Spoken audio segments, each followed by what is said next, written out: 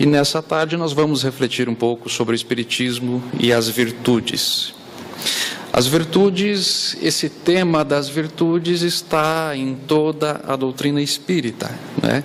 Para quem já conheceu algumas obras de Allan Kardec, vai perceber que esse tema é recorrente.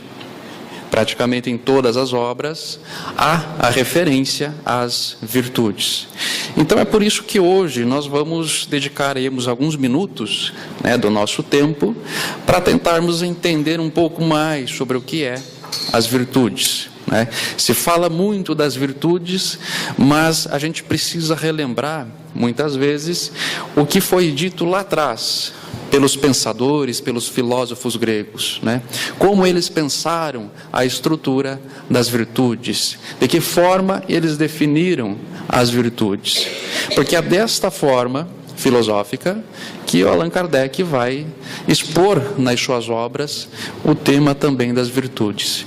Então é um tema muito recorrente e a ideia de hoje então é nós conseguirmos aprofundar um pouco mais o que é as virtudes e as principais virtudes. Então nós vamos analisar aí alguns pensadores, né, da filosofia clássica e alguns pensadores atuais também, que falam sobre esse tema das virtudes e de algumas virtudes em específico, né? As virtudes, elas dizem respeito às ações. Então, quando a gente aprecia uma virtude, quando nós apreciamos a pessoa virtuosa, nós estamos apreciando a sua ação virtuosa. Você não aprecia simplesmente um pensamento virtuoso. Por exemplo, a coragem. Você não aprecia simplesmente aquela pessoa que pensa que é corajosa. Aquela pessoa que está no sofá da sua casa e pensa que é corajosa.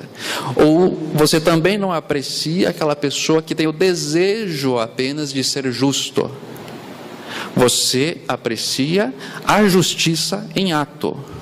O ato da justiça todos nós apreciamos. Todos nós aplaudimos.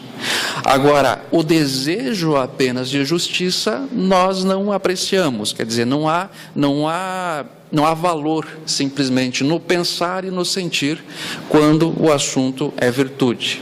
Então a virtude diz respeito a isso, a ação. Tem que ser feito algo realmente, né? Aí sim nós vamos conseguir apreciar melhor o que é a virtude. Como as virtudes diz respeito às ações, não pensamentos e sentimentos, mas sim as ações principalmente, nós vamos analisar agora uma pequena pergunta aqui que tem no Livro dos Espíritos, onde Kardec, interessado nesse tema, pergunta aos espíritos qual a mais meritória de todas as virtudes. São muitas virtudes, são inúmeras virtudes, mas qual é a mais meritória? Quer dizer, aquela que é mais difícil de conquistar e que por isso tem mais valor. Né? Nós não vamos ler a resposta agora, nós vamos ler mais ao final, mas perceba que esse tema então é recorrente no Livro dos Espíritos e nas outras obras de Allan Kardec. Então a Kardec está interessado, qual a mais meritória? Mas antes da gente chegar na mais meritória, vamos entender melhor o que é as virtudes, o que compõe de fato uma virtude, né? E como eu estava dizendo, as virtudes têm relação diretamente com as ações. Quer dizer, nós admiramos a ação, né? Então nós vamos fazer uma pequena pausa nesse momento para nós analisarmos os tipos de ações, os tipos de atos voluntários que nós temos, né? São 3 tipos de atos voluntários: os morais, os imorais e os amorais. Muitas vezes nós pensamos equivocadamente que a nossa vida, os nossos atos, é uma sequência binária. Nós temos apenas 2 tipos de atos, os morais e os imorais.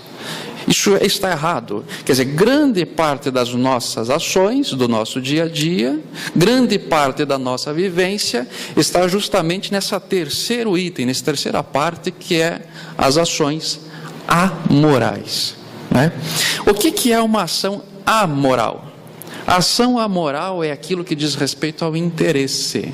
São aquelas ações que têm um interesse por fim. Não o interesse no sentido pejorativo da palavra, não aquele interesse do interesseiro, aquele interesse natural que todos nós temos. Então, quando você quer comprar um pão francês, você vai à sua padaria predileta e compra o pão francês. O seu interesse é o quê? É o pão. O interesse da padaria é o quê? É você como cliente, o seu dinheiro, o seu valor. Há uma troca de interesses. Natural isso numa sociedade. Eu quero o pão, o indivíduo quer me vender o pão, aí um jogo de interesses, né? O nosso trabalho é desta forma, as nossas ações geralmente na sociedade, as nossas compras, vendas, os negócios, estão aí dentro dessas ações amorais. Então é por isso que boa parte das nossas ações do dia a dia estão nesse item, né? Nas ações amorais. É um jogo de interesse, mas um interesse natural que nós temos na nossa vida cotidiana. As ações morais são aquelas que dizem respeito ao desinteresse. Então nós poderíamos identificar uma ação moral como aquela ação desinteressada. E é nessa ação moral justamente que estão as virtudes. É nessas ações morais que nós vamos identificar as inúmeras virtudes, porque a característica central de uma virtude é também ser desinteressada, né? E as ações imorais são aquelas que ferem a moral, né? Então vamos pegar um exemplo rápido. A ação moral, a justiça, eu estou praticando a ação da justiça, estou tratando a outra pessoa como o meu igual, né, de forma justa, isso desinteressadamente, claro, porque se houver um interesse por trás, já não posso colocar na categoria das ações morais, né, mas é uma ação justa desinteressada, então é uma ação moral. Quando eu firo a justiça, estou agindo injustamente, estou ferindo a moral, então isso nós chamamos de imoral, quando há aí um ferimento da ação moral. Com essas reflexões em mente, Platão conta-nos uma história que é o mito de Giges. Nessa história ele vai nos contar que uma pessoa estava andando e achou uma caverna. Nessa caverna ele começa a adentrar a caverna e ele acha ali então um corpo, né? Acha esse corpo já em um estado de decomposição, mas ele percebe algo muito curioso nesse corpo. Existe um anel muito bonito na mão deste corpo. E então ele coleta esse anel, ele pega este anel e coloca este anel, né? Só que esse é um anel mágico. Esse anel mágico, ele tem o poder de torná-lo invisível e visível apenas girando uma pedrinha que existe no anel. Então gira-se uma pedrinha, ele fica invisível. Gira novamente, ele fica visível novamente, né? Então Platão nos conta essa história e ele vai dizer então que com o passar do tempo, com esse anel mágico, o que aconteceu com essa pessoa que achou? Ele começou a praticar crimes. Então ele seduziu a mulher do rei, matou o rei, tomou o lugar do rei, conspirou, traiu, fez inúmeras coisas. A reflexão que fica dessa história de Platão é as ações morais. Será que quando nós estamos sendo vistos, filmados, e nós fazemos o que é certo simplesmente porque estamos sendo vistos e filmados, isso é uma ação moral? De maneira nenhuma. De maneira nenhuma. Então o convite à reflexão nessa história é: imaginem cada um de nós, digamos que cada um de nós tivéssemos esse anel, nesse momento, todos nós temos esse anel agora. O que nós faríamos com esse anel? As possibilidades são inúmeras. Imagina só que maravilha você se tornar invisível. Você vai poder conspirar, você vai poder trair, você vai poder matar, roubar, espiar, estuprar. As possibilidades são inúmeras. Se a sua consciência começou a lhe dizer não, mesmo eu tendo esse anel poderoso e mágico, essas coisas eu não faço. Isso é moral. Essa parte é que é moral.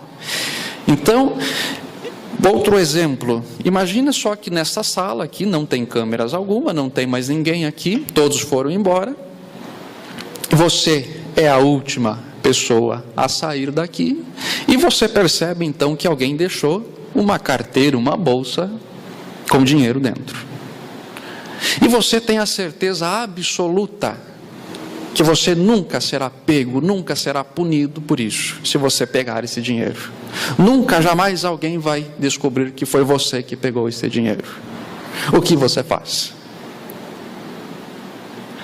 Então perceba, quando mesmo com todas as possibilidades, você diz não a uma situação desinteressadamente, isso é moral.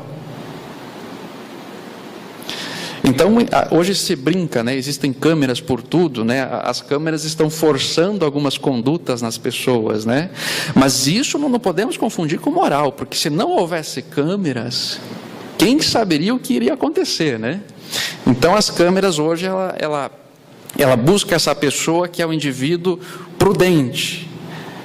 Ele é o canalha prudente, como diz um filósofo. É aquele indivíduo que, se não houvesse a câmera, se não houvesse a situação dele ser pego, ele com certeza faria ali o seu furto, ou faria a sua expiação, ou sua traição, e qualquer outro crime, né? Mas o que é moral é isso, é tendo todas as possibilidades ao meu dispor, tendo a certeza da impunidade, e eu mesmo assim não faço, eu não roubo, eu não mato. Isso é moral. Então, o que é a moral? É um conjunto de leis, é um conjunto de regras que eu vou atribuir à minha vida. Um conjunto de leis e um conjunto de regras que eu vou atribuir à minha vida. E isso tem a ver comigo, com a minha conduta comigo mesmo, e tem a ver com a minha conduta com o outro. E nisso está também as virtudes. As virtudes, quando que nós admiramos uma virtude? Quando nós identificamos a utilidade ou algo agradável para si ou para outras pessoas. Então, dentro das virtudes, nós vamos chamar as virtudes sociais, que são aquelas virtudes mais voltadas para o outro, né? Nós já vamos ver que existem aí virtudes mais voltadas para mim, para o ser próprio, e existem algumas virtudes também voltadas para o outro, que são as chamadas virtudes sociais. Então nós admiramos essa pessoa que tem esse comportamento virtuoso, principalmente para com o outro, principalmente para com o próximo, porque é aí que realmente mora a dificuldade maior, né? Ser virtuoso para com o outro, ter uma ação moral desinteressada, útil ou agradável para o outro, né? Então, agora que nós conversamos um pouquinho sobre esses tipos de atos voluntários, os morais, imorais e amorais, né? Nós agora retornamos aí para as virtudes, para a gente começar a conceituar o que é virtude. Conceituar a virtude não é uma tarefa fácil. Não existe uma palavra, um sinônimo perfeito de virtude que vai contemplar aí todas as nossas possibilidades, né? Então a virtude é uma composição de elementos, né? Mas a palavra em si, a virtude, ela vem aí dos gregos e quer dizer excelência ou perfeição. Excelência ou perfeição de caráter, de ação, né? Mas só isso, só eu dizer que é uma perfeição, eu também não consigo entender profundamente o que é uma virtude. Então, quando a gente vai analisar aí vários pensadores que falaram sobre as virtudes, é comum nós acharmos esses 4 componentes como sendo os componentes-chave para identificarmos uma virtude. O primeiro deles é saber fazer.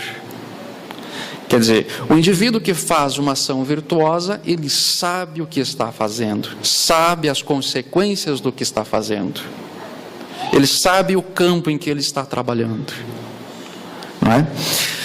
Um outro elemento chave: escolher livremente e com desinteresse.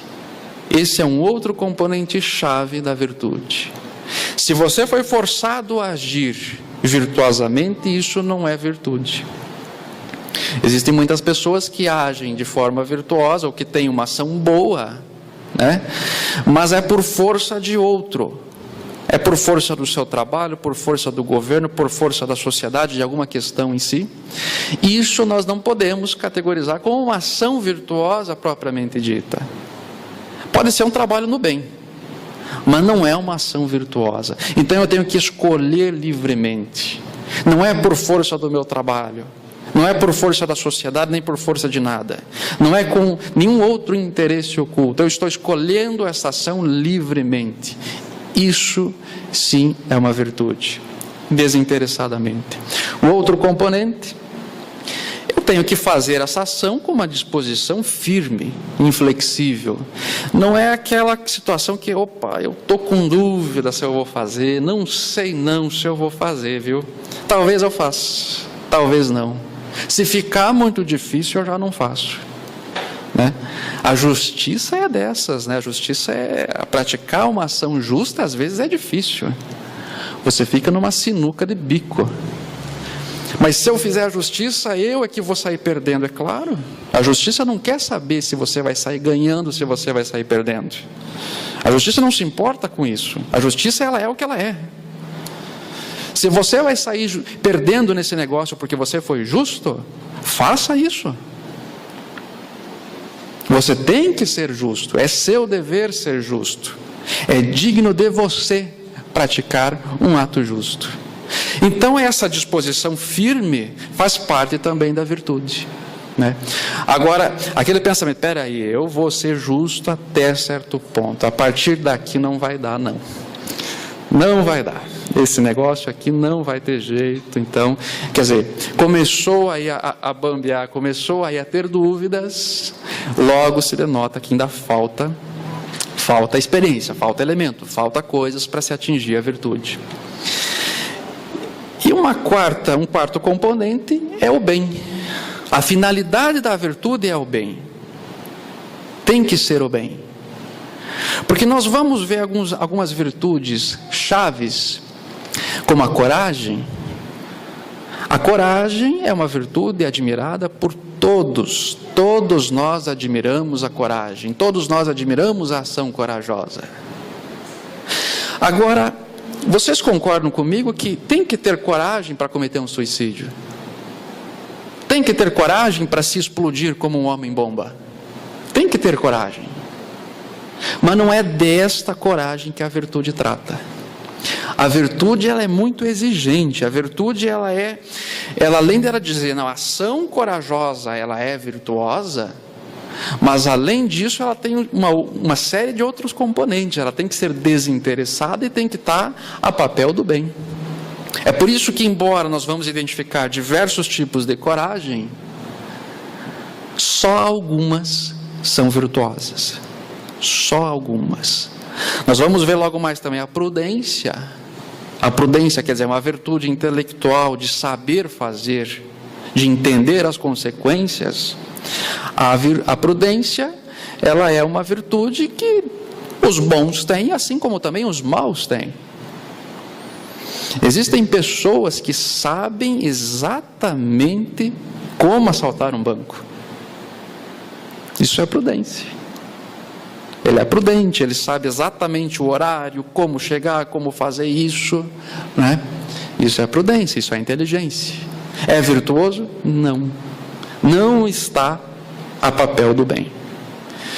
Então, esses aqui são alguns elementos que compõem a virtude, e a gente percebe já nesses componentes que ser virtuoso, que agir de forma virtuosa é difícil.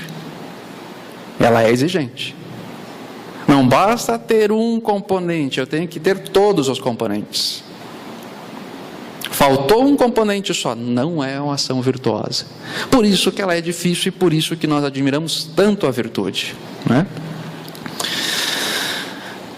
Essas 4 virtudes, a prudência, a temperança, a coragem e a justiça, são as virtudes cardeais que os gregos entenderam, os pensadores da época entenderam, que essas 4 virtudes são as virtudes principais. Essas 4 virtudes, elas estão automaticamente em todas as outras virtudes que nós pensarmos.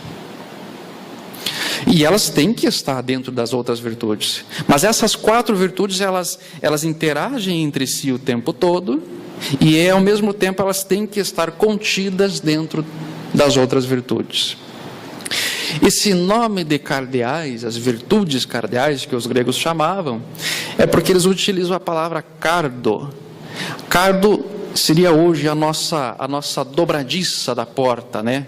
É aquela peça que sustenta, que fica presa de um lado, né, a parede, e que sustenta a porta do outro lado. Então é a sustentação. São essas virtudes cardeais, são as que sustentam todas as outras virtudes, né? E nós vamos então analisar essas 4 virtudes. Alguns pensadores, o que eles disseram sobre essas 4 virtudes, e fazemos aí alguns exemplos aí com relação ao Espiritismo, não é? Então, a coragem. A coragem é aquela virtude que tem uma disposição íntima. Nós percebemos no homem corajoso, na ação corajosa, uma disposição íntima da alma daquela pessoa que ela é corajosa, que ela fez ação corajosa.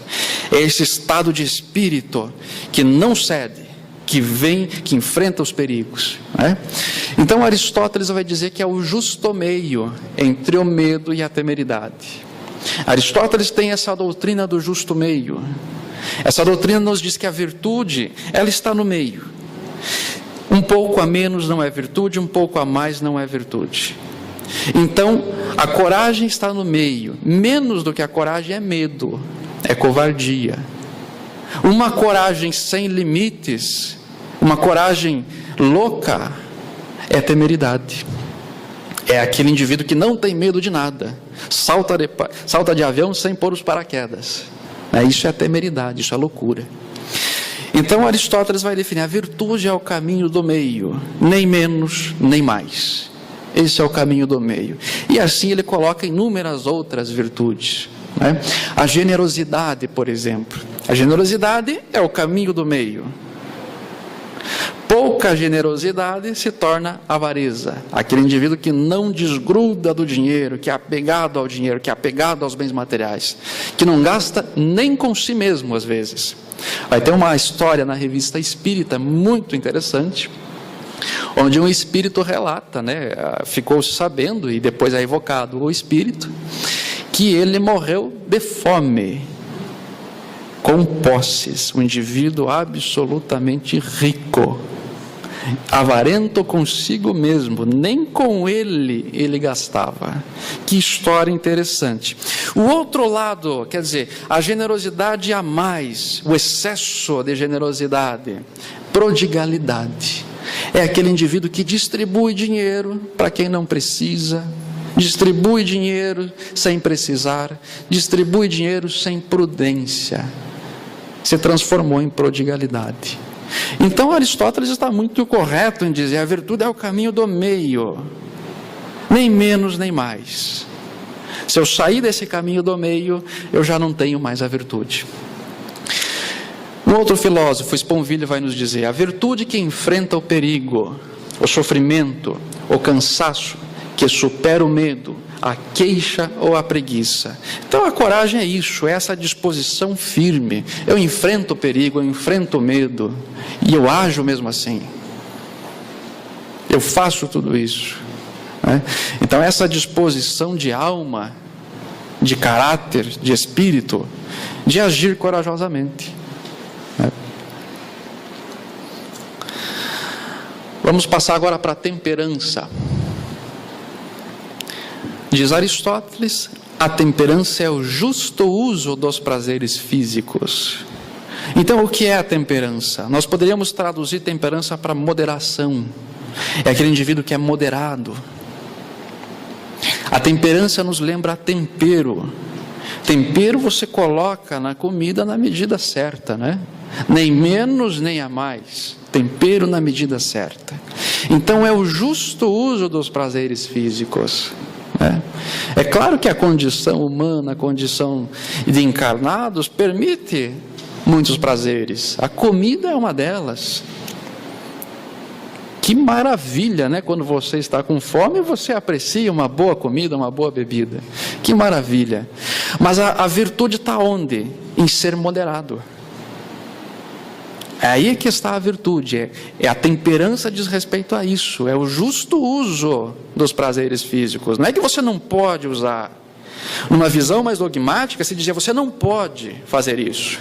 Mas não é isso que a doutrina espírita e nem que os filósofos, os grandes pensadores dizem. Faça uso disso. Está disponível? Faça uso. Mas faça um bom uso. Faça o justo uso dos prazeres físicos. E aí é que está a virtude, e aí é que está, claro, uma grande dificuldade também.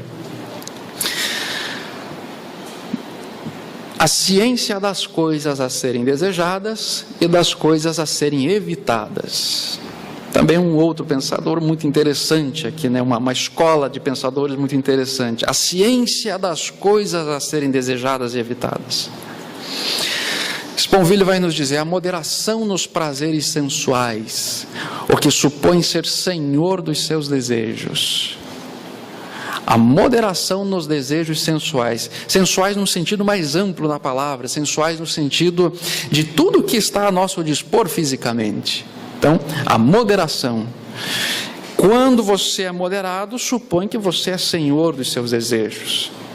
Se você não é senhor, você é escravo. É aquele indivíduo que aí está comendo um pedaço de bolo, claro, as suas necessidades físicas estão dizendo, esse pedaço de bolo, eu preciso dele, eu vou apreciar esse prazer. Então ele come um pedaço de bolo. Mas aí ele não para no primeiro. O desejo continua e vem o segundo, e o terceiro, e o quarto, e o 10º pedaço de bolo, você já está quase morrendo, porque o bolo já se virou contra você, né? O que acontece nisso? Você virou escravo do bolo. Percebe quem é o senhor, quem é o escravo nesse momento? Eu deveria ser o senhor. Eu que sou racional deveria ser o senhor. Não, é o bolo que virou o senhor. Eu virei o escravo. Então, a virtude está nisso. É esse justo uso dos prazeres físicos. Tem uma história muito interessante na Revista Espírita, de um espírito chamado Baltazar. Essa história vale a pena para quem tiver a revista, para quem tiver a internet, procure essa história para ler na íntegra, porque é uma história muito interessante. É um espírito, inclusive, muito bem humorado, né? Ele vai nos contar uma história assim, muito bem humorado, né? Então ele começa uma comunicação de uma forma muito curiosa. Ele começa uma comunicação e na sua primeira frase ele diz, viva a lagosta, viva o vinho, viva as mulheres. E isso chega até Allan Kardec, que esse espírito fez esse comentário, né? Muito peculiar. E Allan Kardec, então, como não perdia uma oportunidade de obter conhecimento, evoca esse espírito, Baltazar, né? Ele faz a evocação desse espírito para conversar, para entender melhor quem é esse espírito, por que ele disse aquilo. E na conversa ele vai dizendo então que o espírito contando a sua história, que ele desencarnou aproximadamente há uns 30 anos, e que o seu prazer, as suas atividades como espírito desencarnado, é ir de mesa em mesa, apreciar a boa mesa. Então ele sai de uma festa onde tem ali um banquete, e ele vai para outro lugar, ele vai para um restaurante, ele vai para os mercados, e ele conta que esta é a rotina dele. Kardec pergunta, por que você faz isso? O que você faz com a comida? Você chega numa mesa que tem um banquete, o que você faz com essa comida? Eu sinto o aroma. Mas você pode comer? Não. eu sinto o aroma, eu me delicio com o aroma. Kardec pergunta: você tem alguma necessidade de comer? Existe alguma coisa na sua estrutura que tenha necessidade de comer? Ou é apenas desejo? E ele fala: não há necessidade alguma, há apenas desejo. Eu desejo isso incessantemente. É por isso que eu saio de uma mesa e vou para outra mesa apreciar. E Kardec pergunta: isso não te torna infeliz? Porque perceba, é um desejo que nunca vai poder ser saciado. É um suplício. Embora esse espírito não seja praticamente um sofredor, né? Ele é bem-humorado, ele conta a sua história humorado, ele não está em um processo de sofrimento, né? Mas isso também é uma espécie de sofrimento. Isso com certeza não o deixa feliz, porque é um desejo que não pode ser saciado.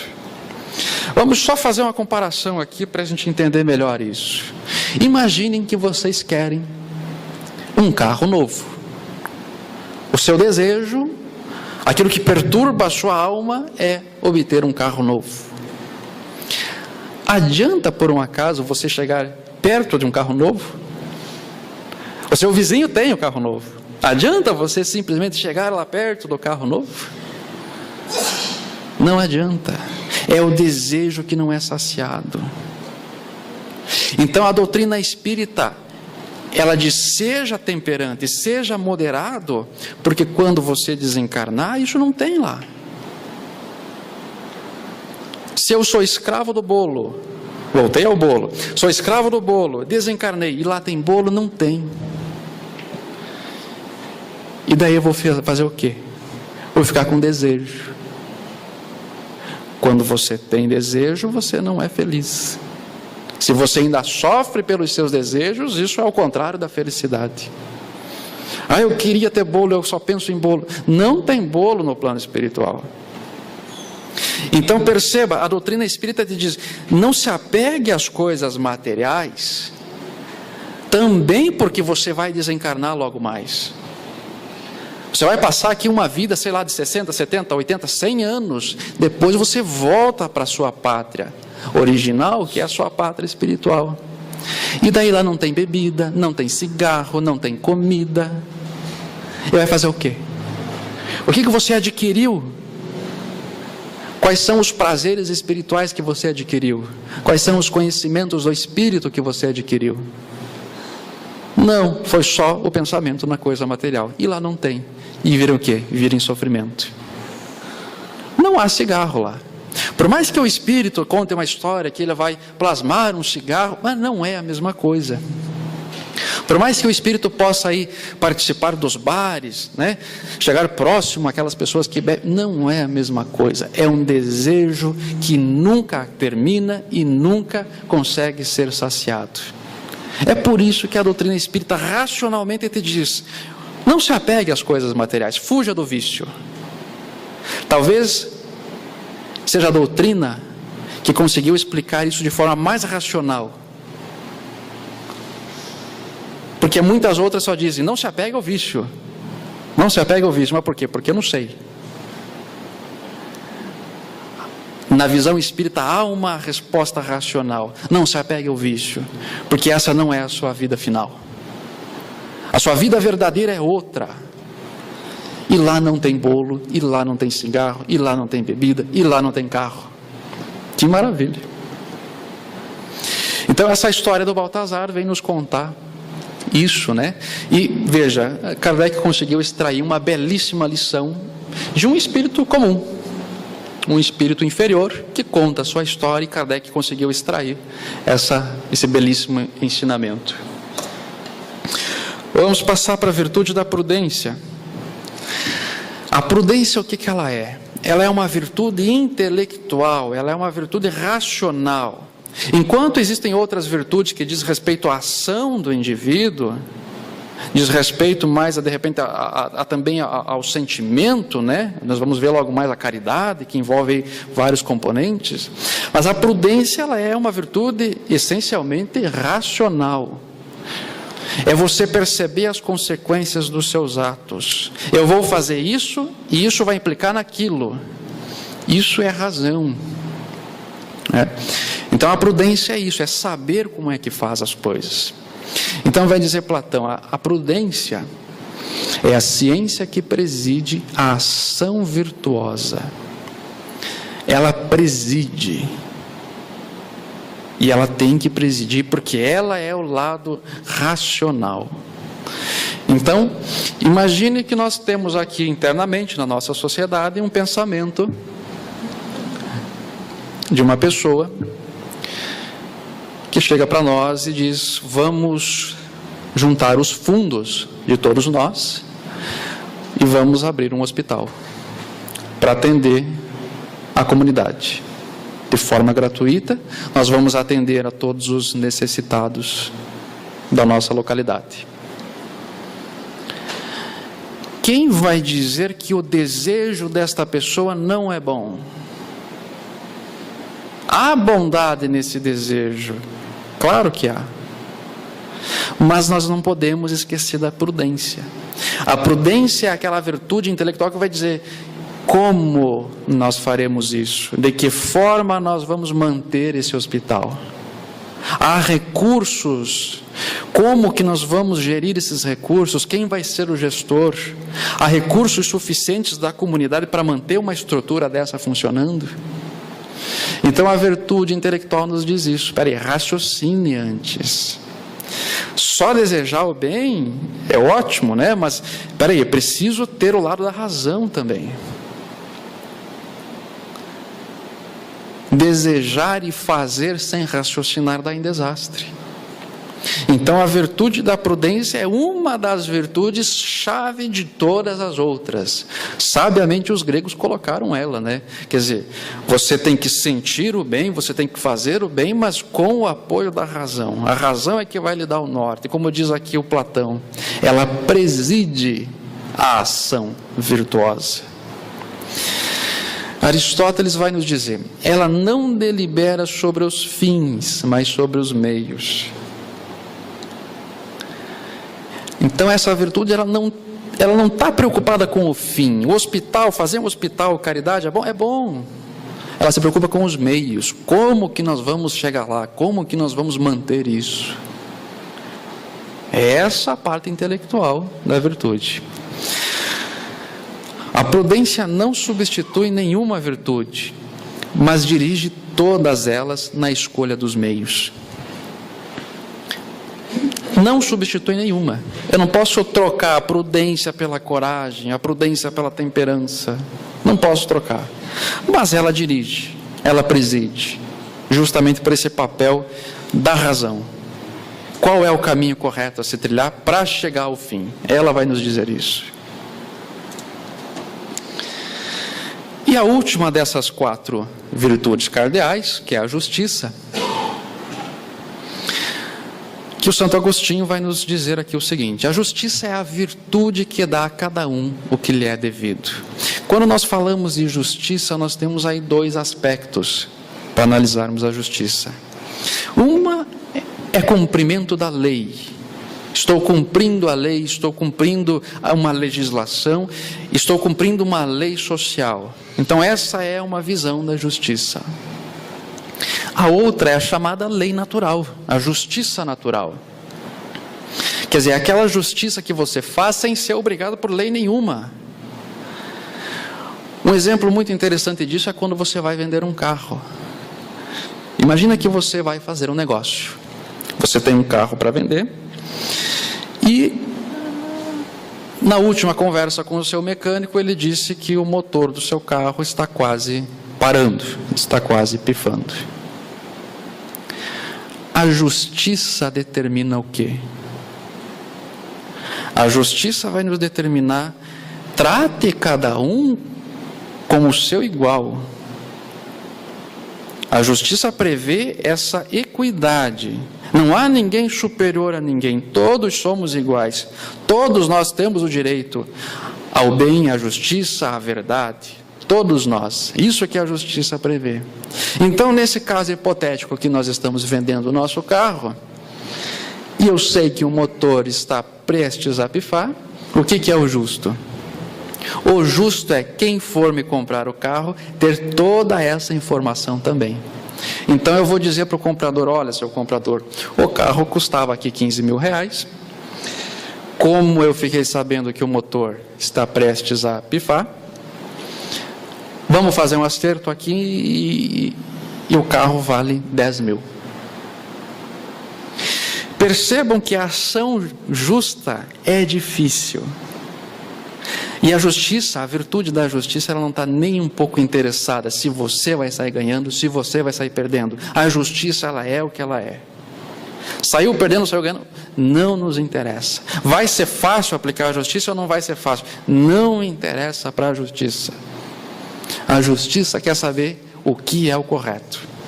Trate o outro como seu igual, nem menor, nem maior. A justiça prevê, então, vamos imaginar que nós estamos aqui em 5 pessoas e nós compramos uma pizza. A justiça determina: corte essa pizza em pedaços iguais. 5 pedaços iguais. Ela é absolutamente racional. Trate o outro exatamente como seu igual, porque você quer a justiça. Você também quer a justiça nos seus negócios, você não quer ser injustiçado. Nós nunca conhecemos nenhuma pessoa que gosta de ser injustiçada. Então, se você quer a justiça, pratique ela, né? Então, a justiça é o nosso caminho para mantermos uma sociedade mais feliz. Nós ainda estamos patinando muito quando o assunto é a justiça na sociedade. Então se cria leis para suprir a falta de caráter das pessoas. Se cria leis e contratos cada vez mais complexos para suprir isso. Um dia que nós estivermos, todos nós, com a justiça, a virtude da justiça inseridas em nossas almas, não se precisa mais de contrato, não se precisa mais de lei. Imagina só em um mundo bom, em um mundo de espíritos bons, que já venceram todas as más paixões, que já conquistaram as virtudes. Qual a necessidade de fazer um contrato? Vamos fazer um negócio aqui, vamos fazer um contrato. Para quê? Eu não vou te lograr, você também não vai. Não há necessidade nenhuma. Então nós aqui estamos caminhando a passos para chegarmos a termos uma sociedade justa. E olha, quando nós alcançarmos uma sociedade justa, nós já seremos muito felizes. Já vai ser um grande salto. Você terá certeza que não vai ser injustiçado. Então, quando a sociedade atingir esse patamar, nós já seremos muito felizes. Mas nós já vamos ver que só a justiça não basta. A justiça está presente em tudo, mas só a justiça ainda não basta. Então, continuando, Sponville vai nos dizer: a virtude que respeita a igualdade e a legalidade. Alain, em todo contrato e em toda troca, ponha-se no lugar do outro, mas com tudo que você sabe, e supondo-se tão livre das necessidades quanto um homem pode sê-lo, veja-se no lugar dele, você aprovaria essa troca ou esse contrato. Ponha-se no lugar do outro. A justiça prevê isso. Essa é a virtude. Coloque-se no lugar do outro. Está coerente ainda esse contrato? Está coerente ainda esse negócio? Ótimo. Não tenho por que me preocupar. Vou dormir tranquilo. Agir de forma justa. Então os gregos entenderam que essas 4 virtudes cardeais, elas têm que estar presentes em todas as outras virtudes. Elas são as virtudes bases, as virtudes principais, e estão contidas em todas as outras. Vamos pegar aqui a tolerância, a virtude da tolerância. Retire a prudência e retire a justiça da virtude da tolerância, e o que é que vira? Você corre o risco de tolerar a tudo. Você tolera o nazismo, você tolera estupro, da generosidade. A virtude da generosidade é muito bela, todos nós apreciamos. Retire a prudência da generosidade. E o que ela vira? Prodigalidade. Esbanja o dinheiro à vontade. Então, está muito sábio, muito correto isso. Em todas as outras virtudes que nós analisarmos, essas 4 virtudes, elas são componentes chaves. Elas têm que estar presentes. Se eu tirar um elemento, vai faltar alguma coisa. Pratique caridade sem justiça. Faça caridade com o dinheiro dos outros. O que vira? Injustiça. Aquela história do Robin Hood, né? Roube dos ricos para dar aos pobres. O que é isso? É roubo. É injustiça. Então, praticar a virtude é isso. É uma série de componentes que tem que estar presente. Faltou um componente, eu não posso dizer que é uma virtude. Voltamos agora à questão do Livro dos Espíritos. Qual a mais meritória de todas as virtudes? E os Espíritos vão responder: todas as virtudes têm seu mérito, porque todas indicam progresso na senda do bem. Todas elas indicam progresso, sem dúvida alguma. A coragem, a generosidade, a justiça, a temperança, a tolerância, o humor, todas elas indicam progresso, sem dúvida alguma. Mas Kardec perguntou qual a mais meritória. A sublimidade da virtude, porém, está no sacrifício do interesse pessoal pelo bem do próximo, sem pensamento oculto. A mais meritória é a que assenta na mais desinteressada caridade. Muito belo isso, né? Muito interessante essa resposta. Veja, a sublimidade da virtude, o ápice da virtude, né? Está no sacrifício do interesse pessoal, pelo bem do próximo. Essa é a sublimidade. Sem pensamento oculto. É o bem do próximo, mas sem pensamento oculto. Porque muitas vezes você age no bem, nós agimos no bem, os políticos agem no bem. Não é? Um político que dá uma cesta básica para uma família que está com fome, ele está agindo no bem, está matando a fome de uma pessoa, está matando a fome de uma família, está fazendo bem. Não vamos dizer que não. Mas é uma ação virtuosa? Não é. Há um interesse. Junto com a cesta tem um santinho. O interesse é o voto. Então, nós temos que diferenciar isso. A ação no bem é uma coisa, a ação virtuosa é outra. Muitas vezes você faz o bem por outros motivos, que não é o desinteresse absoluto. Não é? Então, a mais meritória é essa. Sem interesse, sem pensamento oculto. E a mais meritória é a que assenta na mais desinteressada caridade. Então essa é a virtude maior. É essa ação sem esperar absolutamente nada em troca. Né? E nós percebemos aí essa união de pensamentos, né? Pensadores lá atrás, pensadores da filosofia clássica, e esse pensamento belíssimo do Livro dos Espíritos. Se encaixam perfeitamente. Né? Houve interesse, acabou aí a virtude.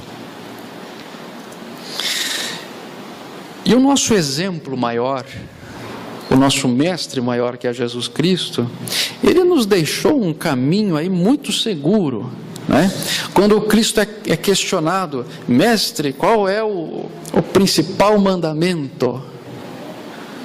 Qual é o principal mandamento? E ele vai falar: amar o teu Deus, né? E segundo, amarás o teu próximo como a ti mesmo. Então a gente vê na figura do Cristo a união de todas as virtudes, a excelência de todas as virtudes, né? E ele nos fala, esse grande modelo nos fala: ame o teu próximo como a si mesmo. Quando nós chegarmos nesse nível, nessa etapa, não há dúvida que nós vamos tratar o outro não só com justiça. A justiça vai estar implícito, claro, mas você vai tratar mais com amor. Então, naquele exemplo da pizza ainda que eu havia colocado, a justiça determina divida em pedaços iguais. O amor vai dizer, não, pegue o meu pedaço. Você está com mais fome, você ficou mais tempo sem comer, pegue o meu pedaço e coma ele, porque isso é amor. A justiça determina a igualdade, a justiça já é maravilhosa, mas o amor é ainda maior. Só a justiça não basta, o amor é ainda maior. Então, esse ensinamento do Cristo é uma pérola. Ame o teu próximo como a ti mesmo. Esse é o maior mandamento, né? Um outro porto seguro que ele vai nos falar: fazermos aos outros o que queiramos que os outros nos façam. Quer dizer, esse pensamento também é belíssimo. Quando nós começarmos a agir com este pensamento, acaba-se a injustiça. Nós já começamos a trabalhar com a virtude da justiça. Porque como que eu quero ser tratado? Com toda certeza eu quero ser tratado com justiça, com tolerância, com amor, com indulgência, que perdoem as minhas ofensas. Isso é como eu gostaria de ser tratado. E o que o Cristo vai nos dizer? Bom, se você espera isso, haja então desta forma. Haja dessa forma. Por quê? Para você mesmo ser feliz. Esta é a maneira. Você torna o outro feliz, mas você, principalmente, adquire a felicidade. Então, esses pensamentos do Cristo, que é o nosso mestre, quando nós falamos dessas mensagens do Cristo, eu sempre falo, não precisa nem ser cristão para você admirar Cristo. Nem precisa ser cristão, eu nem preciso acreditar em Cristo. Mas quando eu analiso as mensagens deles, a gente vê a beleza, a profundidade destas mensagens. Quer dizer, não há outra forma de você ser feliz se você não agir com esses mandamentos. A gente fica patinando, mas espera aí, a justiça prevê que eu vou perder dinheiro nesse negócio, então eu ajo de forma injusta, vou ganhar alguma coisa, mas isso não vai me trazer a felicidade. Quando eu compreendo que fazendo a justiça, perdendo ou ganhando, mas fazendo a justiça, isso é o que o outro merece, porque eu também mereço, todos nós seremos felizes. Então, fiquemos aí com esses pensamentos do Cristo, e certamente isso vai nos dar um norte, e com certeza, se praticarmos isso, nós teremos uma sociedade infinitamente mais feliz do que temos hoje. Esse é o nosso pensamento de hoje, e eu espero que tenha sido útil para vocês, como foi para mim também estudar sobre as virtudes. Muito obrigado.